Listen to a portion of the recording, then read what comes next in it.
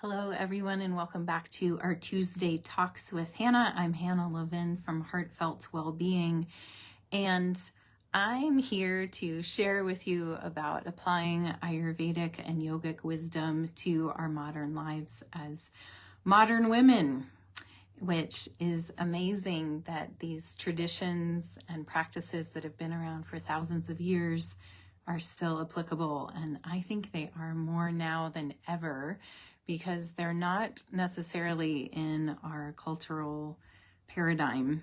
And we can see from what is happening with the health and well-being, physical, mental included, that we need a little support.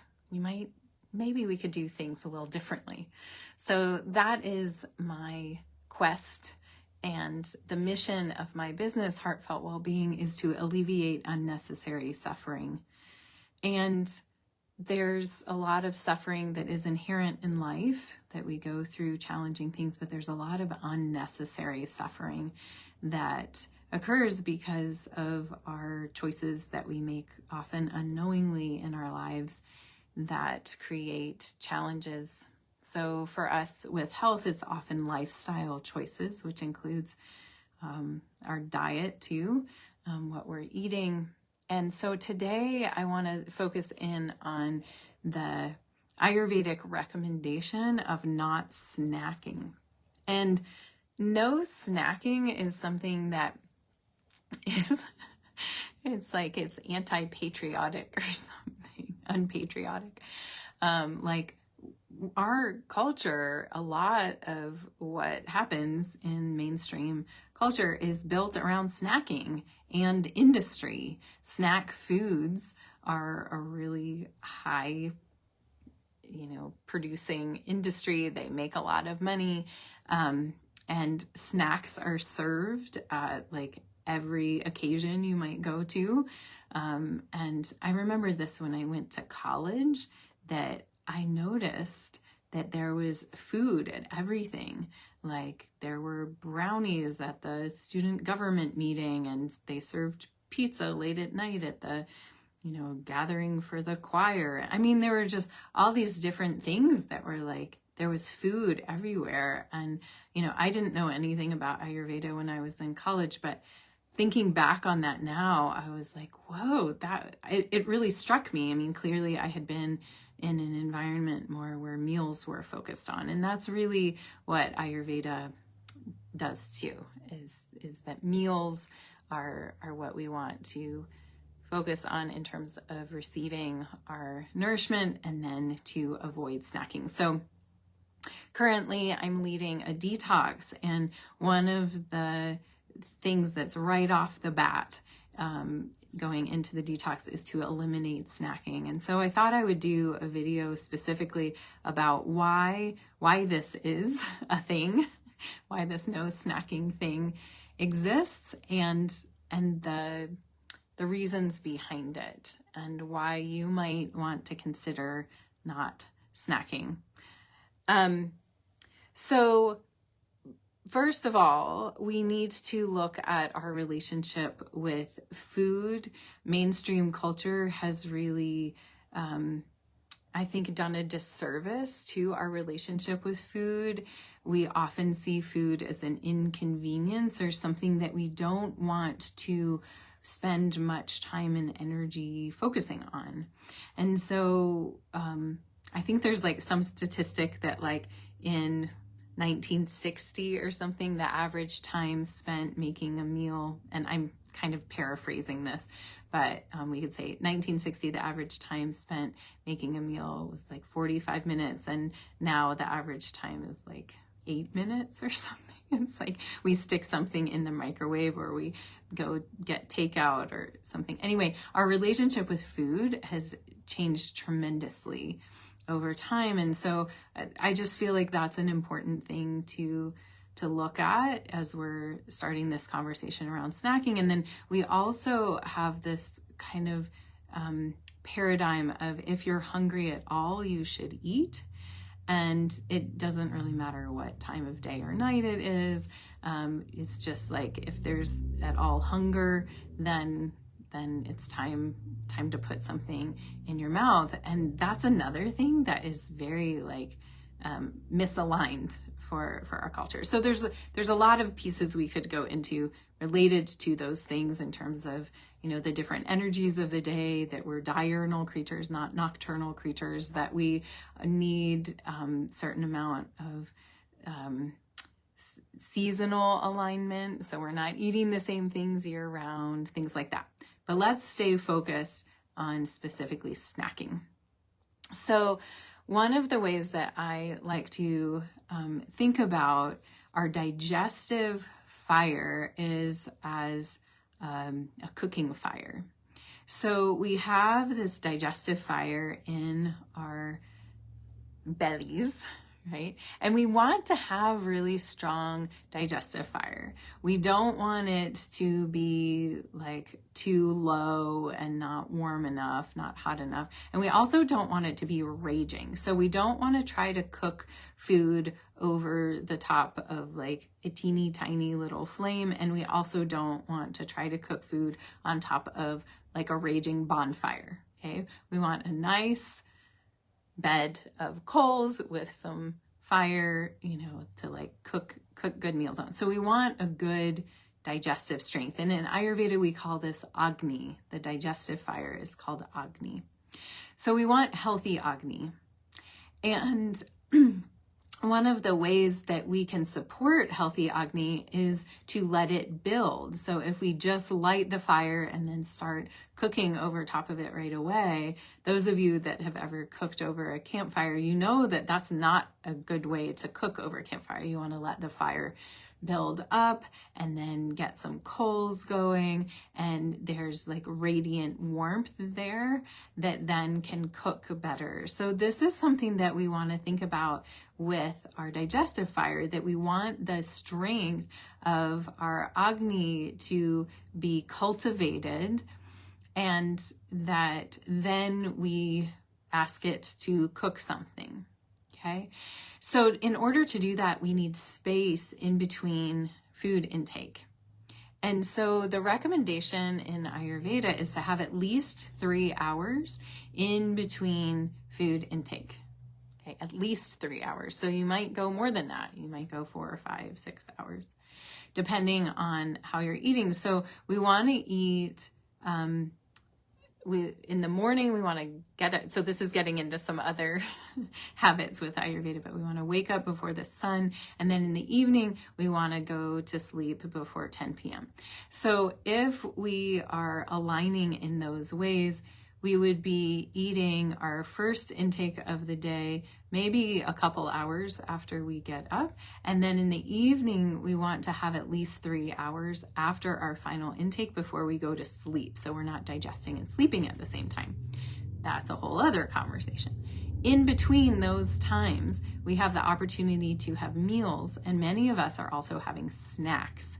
And so snacks are kind of unhelpful in the whole situation. So we want to have a meal and then wait 3 to 5 hours, have another meal, wait 3 to 5 hours, have another meal, if we're eating 3 meals a day. In springtime, some folks might go to having 2 meals a day. So you might have your first meal of the day maybe around 10 or 11 a.m. That would be your largest meal of the day, and then another smaller meal around 4 or 5. And we really want to align our food intake with the solar energy. So the sun is at its strength between 10 a.m. and 2 p.m. And during that time, that's when we want to eat the most quantity of food of the day and our most complex food. So if you eat animal protein, you want to eat that during the middle of the day, not in the evening. If you are having dessert, you want to do that at lunch, not at dinner. And so that's because we have this digestive fire that's burning brighter in the middle of the day. And then we also put what we've taken in to use before the end of the day, right? We're still are active and engaging in the day. And so this alone creates a really great habit pattern to have your largest meal in the middle of the day. Often, and then we have a smaller meal in the evening, ideally before 6 p.m.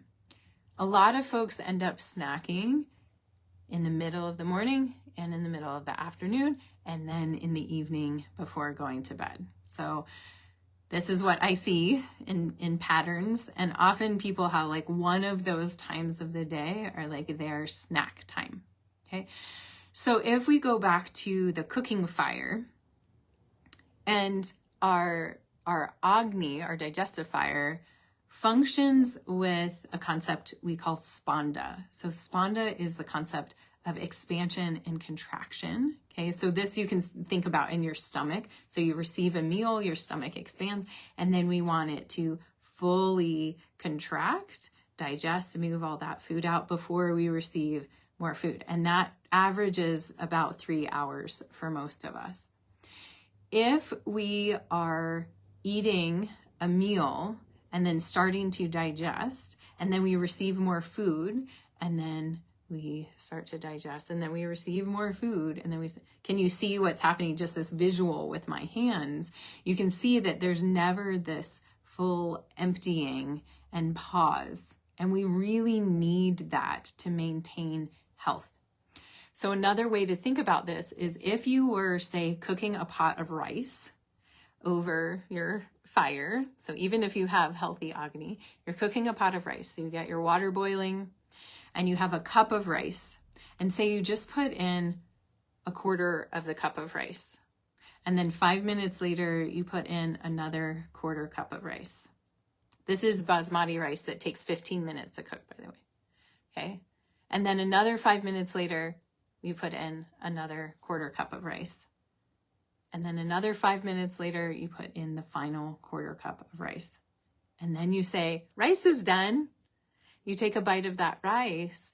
What are you going to notice? Some of it is overcooked. Some of it is cooked just right. Some of it is undercooked. And some of it is raw. Yeah?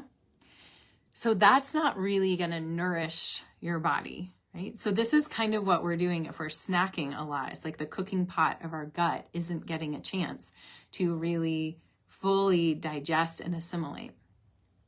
I want to point out that digestion is very expensive in our body's economy. So let me explain what I mean by that. When we are digesting food, our bodies are focused on that. We have blood flow going to the gut. We have energy moving there. That's kind of where the body's attention is like a breakdown, extract nutrients, send things where it needs to go from the food. Okay. And it takes a lot of energy. If we are allowing our bodies to have some space and time in between food intake, then the body can focus on other things.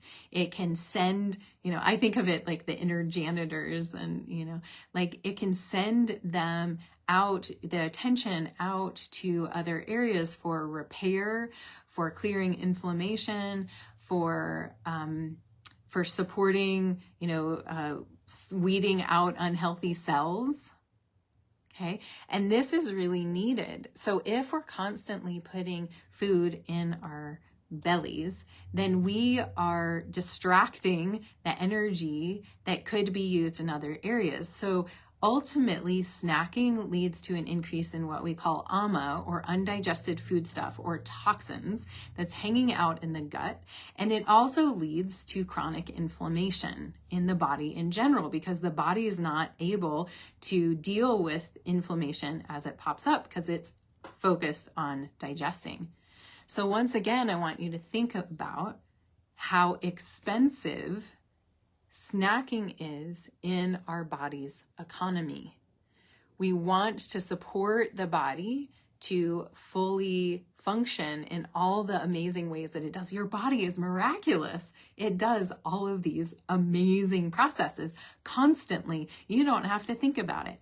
But when you're snacking, when you're putting excess food into your gut in between the meals, you're distracting that energy and you're spending these precious resources carelessly, basically.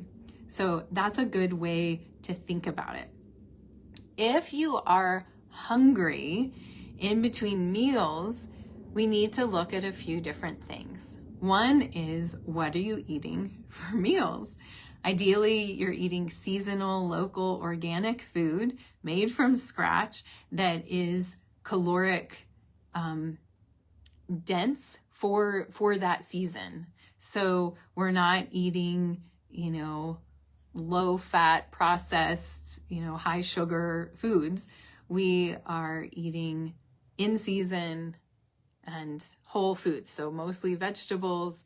You can certainly have, depending on your constitution and your life stage and the season, there's other guidelines there too. I won't get into that, but we want to have nourishing meals. Need to stay healthy, right? So if you're eating things that are ultra processed or very high in sugar, you're going to be left feeling unsatiated. So we also have the 6 tastes in Ayurveda. So sweet, sour, salty, bitter, pungent, and astringent. And we want to have all 6 tastes in a meal to feel satiated.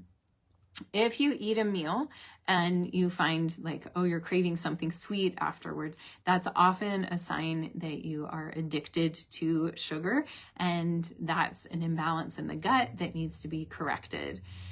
So these awarenesses of what are you craving, or, is snacking a habit? Often it's connected to maybe a place or time. I used to be a big snacker, and I was an art teacher, and I worked at a boarding school, and by the door to my house, so going in and out of my house, I kept a bag of trail mix. And so every time I just set up this pattern, every time I went in and out of that door during the day, I would grab a handful, and I was constantly bloated. And I also was struggling with constipation. I had insomnia, and I had a lot of chronic inflammation. These are all things linked to snacking, surprisingly. And so we live in a time where we are overfed and undernourished, meaning we have food available to us all the time. We can eat whenever we possibly think we might want to, and that is actually incredibly detrimental to our health. So snacking is really something that we want to move out of our whole paradigm.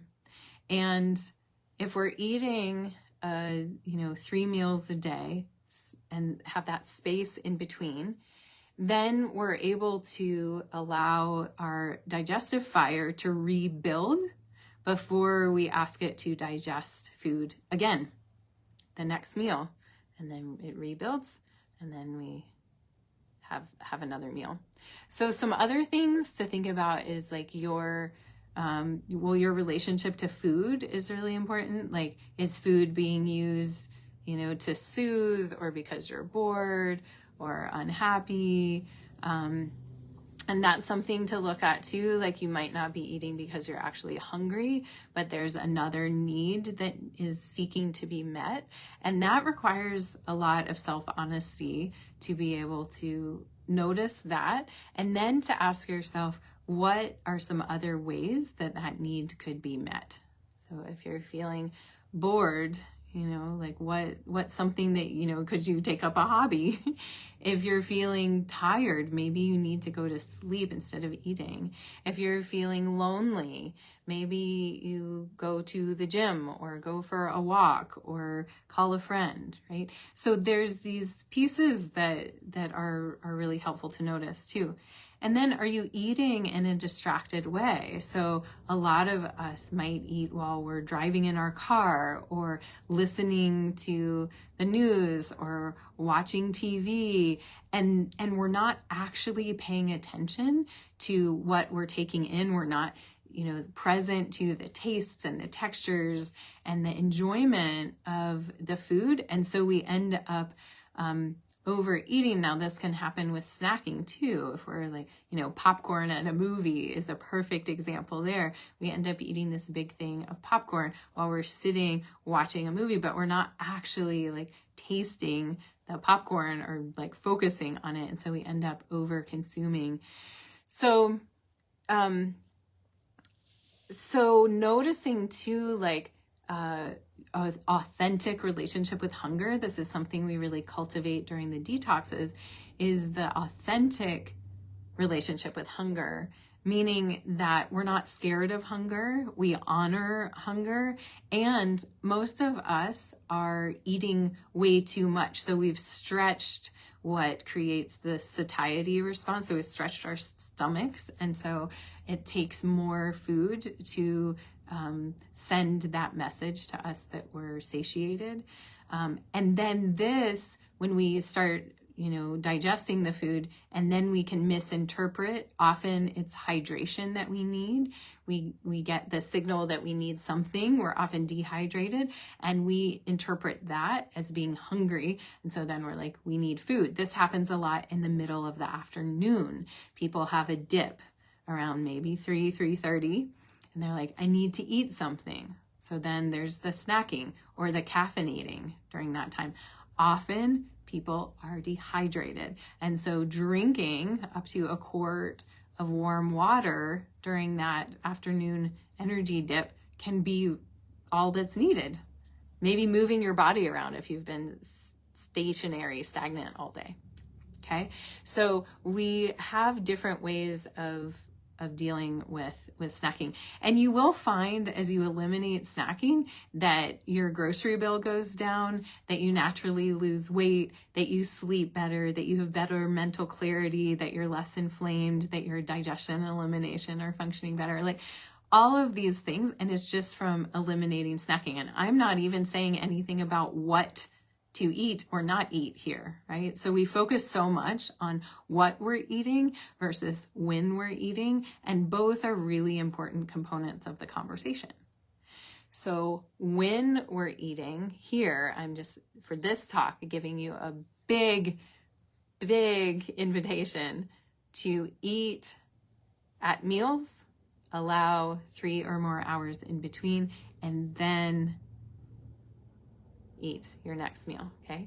And then, so I've gone through kind of the morning snacking, the afternoon snacking, and evening snacking often happens because people are tired and they're not willing to honor their tiredness and just go to bed. So ideally, we want to have our last meal before 6 p.m., close the kitchen, have at least 3 hours before we go to bed, and then go to sleep without also digesting food. Sleep and digestion will happen better if they're not trying to happen at the same time. Back to that Ama Agni conversation, right? We create Ama, the toxins in the gut, when the body is not able to digest efficiently, which happens also when you're sleeping. You cannot sleep and digest at the same time efficiently. So in the evening, if you're tempted to, this can also be a habit that you watch a movie or a TV show with your spouse and you snack on whatever, cookies or whatever in the evening. Really looking at that, like, do we need to do that? Could we have herbal tea instead? I know that sounds a little ridiculous, but it might be the way that helps you shift this, or maybe you decide you'd like to start going for a walk instead of sitting and watching TV. Check in with your tiredness level and see, are you actually tired? Can you honor your tiredness? Can you go to bed and get more sleep instead of putting more food in your body? So not snacking in the evening can be such a game changer for all the reasons I listed before, and especially for weight.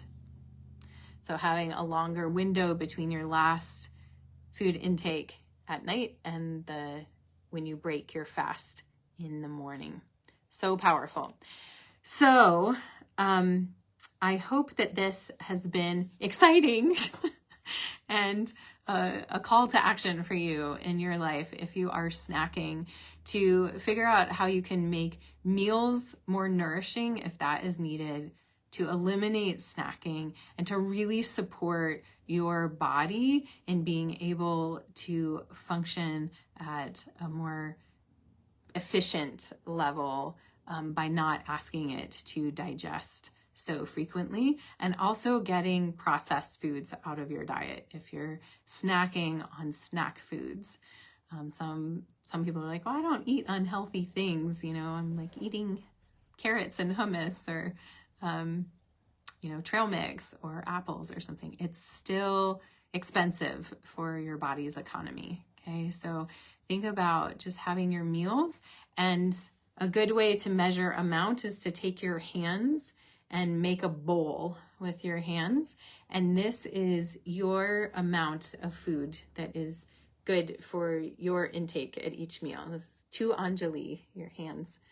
So 2 anjali of food is a good amount to take in. If you're finding that you're eating way more than that at each meal, then you have overridden your authentic hunger and satiety responses, and it's great to reset that. And a way to do that is to do a detox and to get more accustomed to that amount of food intake. We're sustaining our lives, not trying to make it more difficult, okay, by overtaxing our bodies. So feel free to send me questions about this. Snacking, run some experiments, see if you can eliminate snacking from your life, and notice all the health improvements that you experience from doing so, and a lower grocery bill. All right, take care, everyone. Be well.